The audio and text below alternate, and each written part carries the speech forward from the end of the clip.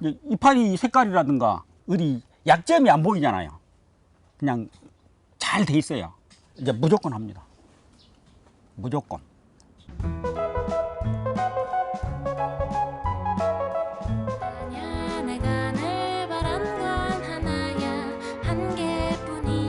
달디단 밤호박.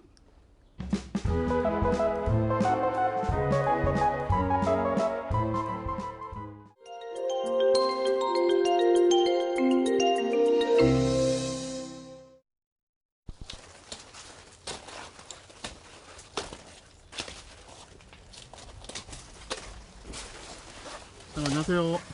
네, 반갑습니다.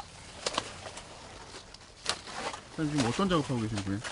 이게 수확기가 얼마 안 남아서 통로 만들고 있는 거예요. 통로 이파리 쳐서. 미니 밤호박이라고 해가지고 일반 호박보다 조금 사이즈가 적어요. 근데 이제 이렇게 혼자서 이렇게 먹는 놈들은 또 큽니다. 막 1kg 나가버려요. 이제 보편적으로 이제 우리가 가장 좋아하는 사이즈가 300에서 400g 사이. 이제 원래 이제 미니 단호박이라고들 많이 하는데 저희 지역에서는 미니 밤호박이라고 호칭을 합니다. 잘 익은 거를 튀겨서 먹어보세요. 끝내줍니다. 진짜 맛있어요.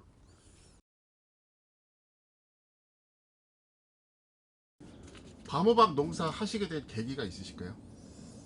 예, 6년 전에 우리 농협에서 소득 작목이 없는가 싶어가지고 찾은 게 이제 미니 밤호박이랍니다. 그래서 농협에서 이제 농가들과 함께 시작한 계기가 한 6년 정도 됐습니다. 그 한 그루당 나오는 게 개수가 몇 개 정도 보통 나올까요? 그건 이제 뭐 정해진 건 없지만 보통 우리 이쪽 지역의 이제 재배 형태로 봐서 3개, 4개, 3개에서 4개 정도 수확을 목표로 재배를 하고 있습니다. 한 해에 몇 번 정도 재배가 가능한가요? 원래 이제 2번 할 수 있는데 저희 지역은 이제 1년 1회로 이제 후기작으로 이제 가을에는 이제 토마토를 합니다. 그럼 6년 동안 하셨잖아요. 그 6년 동안에 매출의 변화가 있었을까요? 변화가 많죠. 이제 초창기에는 우리가 이제 경험도 부족하고 또 팔로도 그렇게 뭐 시원치 않고 그래서 이제 첫 해는 조금 우리가 생각했던 만큼 이제 소득은 없었죠. 그런데 이제 지금은 이제 소문이 나서 대한민국 1호로 저희들이 이제 우리 농협에서 하나로마트에 납품을 하고 있습니다. 그래서 지금은 이제 어느 정도 소득이 된다 이렇게 얘기할 수가 있습니다. 그 여기 보니까 되게 조밀하게 심으셨던데 네. 이유가 있으세요? 이제 어차피 이제 같은 조건에서 평당 생산량을 늘려야 되잖아요. 같은 조건에서 기왕이면 하나라도 더 따서 소득을 올리는 게 농가들의 이제 목표잖아요. 그러니까 이제 남들보다 많이 넣어서 재배하다 보면 힘은 들어요. 왜냐하면 많이 넣어서 남들하고 똑같이 품질을 만들어내려면 그만큼 이제 실력도 있어야 되고 또 어느 정도 그 자재라든가 이런 것이 필요하기 때문에 좀 힘은 들지만 소득을 높이기 위해서 남들보다 한 30% 정도는 많게는 50% 정도 더 넣습니다. 이 개수를. 그래서 이제 동당 소득을 남들보다 조금 더 많이 넣었다고 해서 배를 넣었다고 해서 배가 수익되는 것은 아니고 조금 더 이제 투자 대비 수익을 높일 수 있다 이렇게 생각하고 좀 많이 넣습니다. 그 지금 옆에 보면은 호박잎이라고 치기엔 되게 커 보이는데 원래 이렇게 큰 건가요? 원래 커야 됩니다. 이 정도 커야 우리가 이제 원하는 사이즈가 나와요. 근데 모든 것이 그러잖아요. 이제 이 사람이 덩치가 커야 힘을 쓰고 키도 커야 되고 이런 거기 때문에 식물이든 뭐 동물이든 사람이든 짐승이든 간에 먹는 만큼 크잖아요. 그러니까 얘들이 커줘야 줄기도 커야 되고 이파리도 커야 그렇다고 해서 도장되면 안 되지만 이 균형이 잡혀서 이렇게 크다 보면 이제 영양 공급이 잘 되기 때문에 훨씬 더, 여기 보시면 엄청 크잖아요. 지금 굵어요. 이제 주스를 많이 넣었어도 과가 작게 안 나오고 어느 정도 사이즈가 나오니까 이렇게 뭐 수확하는 데는 별 문제가 없습니다. 그러면 원래 여기에는 얼마만큼의 뭐 비료나 이런 것들을 뿌려주셨을까요? 이 유레카 비료에 대해서 이제 제가 좀 설명을 하자면, 지금 많은 농가들이 이 칼슘 따로 쓰고 미량요소 따로 쓰고 또 황이라는 게 있어요. 요새 이제 황이 대세거든요. 많이 뜨고 있어요. 그런데 유황이라는 것을 따로 써야 돼요. 그런데 이제 이 비료를 보니까 13대 요소가 다 들어있는 거예요. 맞게 부족한 게 아니라. 그래서 앞으로 이제 관주용 비료는 뭐 여러 가지 쓸 것이 없다, 이 생각이 들어요. 왜냐하면 어차피 우리가 이제 양액 재배를 하다 보면 그 13대 원소로 농사를 하거든요. 그런데 이 비료에 그게 다 들어있기 때문에 농가들은 너무 쉽게 이제 할 수가 있어요. 이제 보시다시피 지금 이제 흰가루는 약간씩 지금 보이는데, 그렇다고 흰가루도 이렇게, 이 호박은 흰가루하고 전쟁이거든요. 근데 흰가루도 지금 보면 그렇게 심하니 올라오지 않아요. 그래서 요건 이제 이 작물이 잘 흡수하다 보니까 영양분이 잘 공급되기 때문에 병에도 좀 강점이 있지 않냐, 이제 이렇게 지금 판단을 내렸습니다. 기존의 거를 하셨던 거랑 아까 이제 효과가 더 좋다고 말씀을 하셨잖아요. 어떤 게 제일 차이점이 있던가요? 편하잖아요. 일단 농가가 제일 편해. 고민을 안 해요. 왜냐하면 이제 이 농사를 하다 보면 이제 지식으로 조금 부족하면 고민을 하게 돼요. 농약사에서 물어봐야 되고, 그러면 농약사 처방대로 한단 말이에요. 근데 안 된단 말이에요. 그러면 이제 그런 고민이 없어지는 거죠. 왜냐하면 다 되니까. 근데 이제 그러면 요거를 농가들이 이제 신뢰를 해야 되잖아요. 된다고 그랬는데 안 돼. 이럴 수도 있어요. 그런데 이제 대부분 제품들이 이제 그런 경우가 많아요. 이 업자들이 얘기한 거하고 우리가 이렇게 실질적으로 필드에서 해보면 차이점이 나와요. 그래도 어느 정도 이제 감안하고 우리가 나가는데, 그런 제품하고는 조금 다르다. 그러면 이제 우리가 칼슘을 써야 될까 말아야 될까 이런 고민이 조금 뭐 완벽하진 않지만 많은 도움이 될 것으로 지금 예측을 합니다. 그러면 작물에도 좀 변화가 있다면 어떤 게 있을까요? 이제 일단 생리잖아요. 건강해. 잘 먹으니까. 그냥 이제 뿌리 같은 게 안 상하니까. 왜냐하면 우리가 이 비료나 영양제 잘못 주면 뿌리가 갑니다. 그러면 좋은 걸 줬는데 망가진단 말이에요. 이제 그런 것들이 없어요. 왜냐하면 우리도 음식을 먹으면 골고루 이렇게 섭취를 해야 좋잖아요. 그와 같이 이 비료에 이 필수 영양분이 골고루 잘 배합이 돼서 들어있다. 그러면은 쉽게 얘기하면 토양에서 양액 재배가 가능하다. 이렇게 생각하시면 되겠습니다. 이제 무조건 합니다. 무조건. 이파리 색깔이라든가 지금 현재 보면 어디 약점이 안 보이잖아요. 그냥 잘 돼 있어요. 그럼 지금 이제 수확기 들어가는 시기이기 때문에 작물이 많이 이렇게 이 스태미나가 떨어져요. 그럼 이파리 색도 가고 또 흰가루도 많이 붙고 잎도 적어지고 막 이런 현상이 나오고, 이제 지금 현재 잎은 많이 적어졌어요. 처음에는 이게 엄청났어요. 이게 이제 열매가 키우다 보면 이파리가 줄어들어요. 그러면서 이제 이 고유의 이제 그 특성을 이제 이놈들이 이제 만들어내거든요. 이파리가 좋아야. 그렇기 때문에 현재 작황은 이 다른 그 자재를 쓴 거하고 비교해서 좀 낫다 이렇게 판단이 됩니다. 우리가 이제 농사를 이제 한 30, 40년씩 했잖아요. 그러면 이제 어느 정도 이제 기준점이 있어요. 아, 요거는 괜찮다. 좀 부족하다. 못 쓰겠다. 이런 이제 판단이 서는 거죠. 그러면 이제 다른 제품에 비해서 이제 한 번 썼기 때문에 뭐 월등하다. 뭐 이렇게는 말은 못 해요. 그러나 한번 해볼 만하다. 그래서 이제 다음 작기에 토마토 또 들어가고 가을 작기에 이제 본격적으로 이제 할 거예요.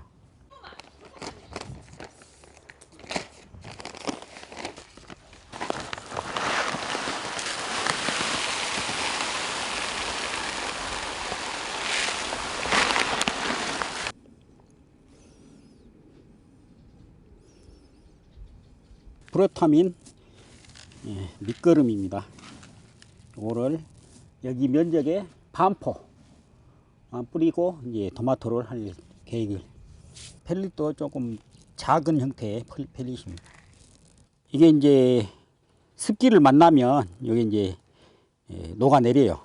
그래서 이제 비료 역할을 이제 해주시는 거죠.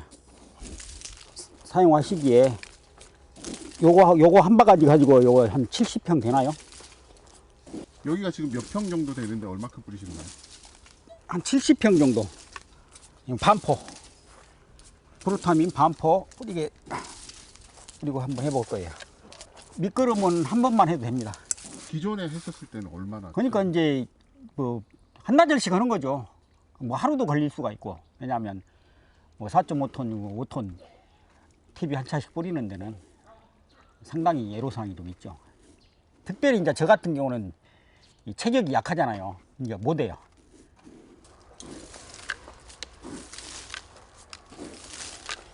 이게 되게 간단해 보이네요. 아주 간단하죠. 그러니까 이제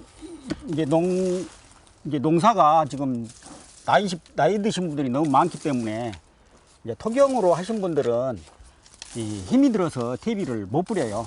이제 이런 자재를 쓰므로 우리가 이제 체력적으로 또 안배를 할 수가 있고, 또 이제 작물이 잘 되면 일석이조죠. 노동력도 줄이고 경비도 줄이고 우리가 또 힘도 덜 들이고 농가 소득은 높아지고.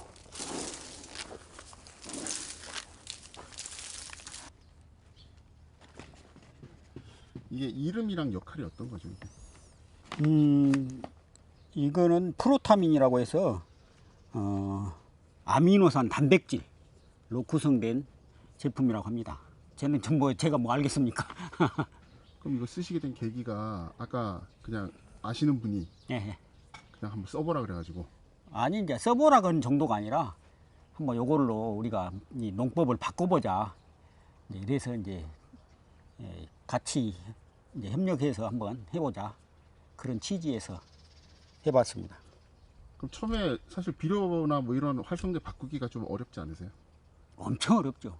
이제 농가들이 그 이제 고정관념이 있기 때문에 쉽진 않아요. 어려운 문제긴 해요. 좀 그럼 반신반의도 많이 하셨을 것 같아요. 당연히 하죠.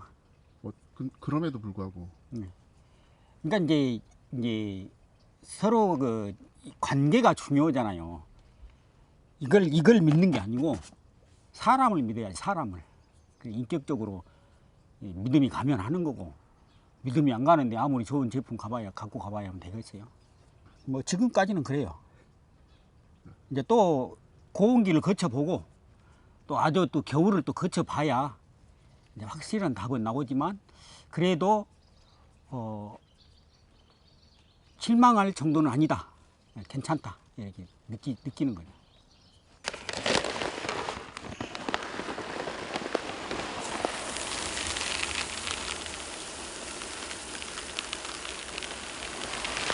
여기는 그 농법을 하고 다 비료를 쓰셨잖아요. 예. 안 하신 곳이랑 비교를 할 수 있을까요? 예, 한번 해보죠. 이파리를 제가 하나 따가지고 가보겠습니다. 지금 이제 조건은 지금 비슷합니다. 그쪽이나 이쪽이나 수확 시기가 비슷비슷해요. 그런데 이파리 크기를 한번 해보겠습니다. 이파리 색깔이라든가 똑같이 위에서 땄기 때문에 비교가 될 겁니다. 가볼게요.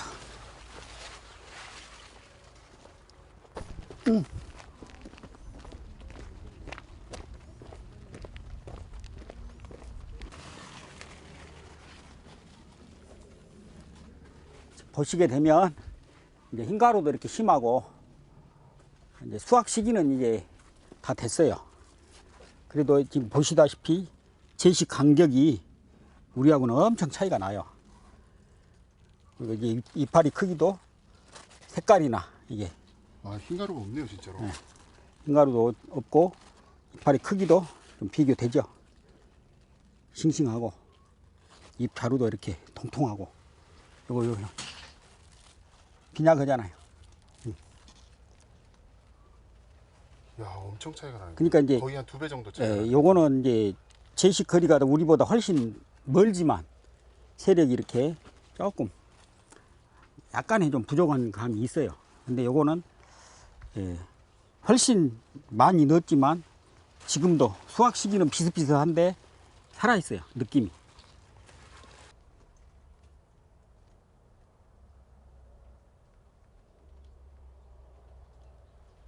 이거는 그럼 병충해를 입은 애인가요? 이거? 예, 흰가루병이라고 크게 먹는 데는 지장이 없습니다. 원래 이 호박 자체가 이파리에 이 흰가루병이 많이 걸려요.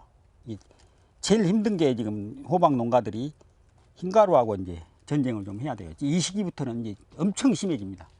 고온기가 되면. 그럼 지금 사장님 밭에는 지금 하나도 없는 거잖아요. 없다기보다도 좀 덜하죠. 없는 것은 아니고. 그 프로타민이랑 유레카가 어디 제품인지, 그리고 그 뭐 고급 제품이라고 들었는데 실제로 어떤 정도의 고급 제품인지 설명 좀 부탁드리겠습니다. 프로타민은 이탈리아에서 생산한 제품이고 유레카는 네덜란드 제품입니다.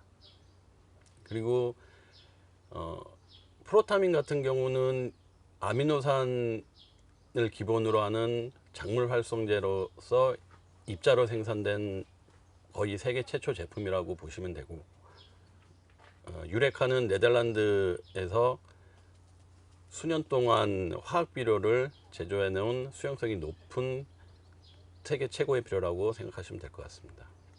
실제로 이탈리아나 네덜란드가 그 낙농이나 이런 것들이 되게 잘 발달되어 있는 나라입니까?